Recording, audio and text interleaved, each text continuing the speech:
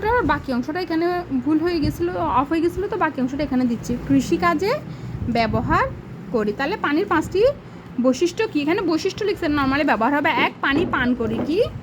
পানি পান করি। গোসলের কাজে ব্যবহার করি। কাপড় ধোয়ার কাজে ব্যবহার করি। রান্না করার কাজে ব্যবহার করি। কৃষিকাজে ব্যবহার করি। এরপর শূন্যস্থান পূরণ হচ্ছে। সূর্যের আলো পৃথিবীর সব ড্যাশ দূর করে। সূর্যের আলো পৃথিবীর সব অন্ধকার দূর করে। কি করে? অন্ধকার দূর করে। অন্ধকার বানান বলো, সরিয় নয় ধ কয়কার কার, অন্ধকার। ঠিক আছে। এরপরে বলছে আলোর প্রধান উৎস ড্যাশ। আলোর প্রধান উৎস কি? সূর্য। আলোর প্রধান উৎস সূর্য। তাপ ছাড়া ড্যাশ শুকায় না। তাপ ছাড়া কাপড় শুকায় না। তাপ এক ধরনের ড্যাশ। তাপ এক ধরনের শক্তি। তাপ এক ধরনের শক্তি। বরফ পানির ড্যাশ রূপ।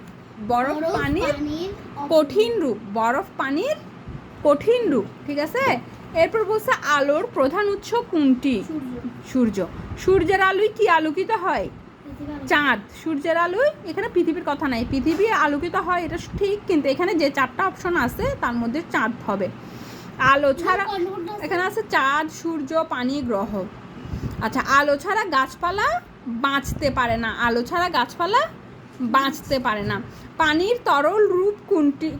তরল রূপটি বেশি ব্যবহার হয়। পানির তরল রূপটি বেশি ব্যবহার হয়।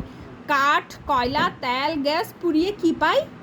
কাঠ, কয়লা, তেল, গ্যাস পুড়িয়ে কি পাই আমরা বলো? এখানে আছে তাপ শক্তি। ঠিক আছে।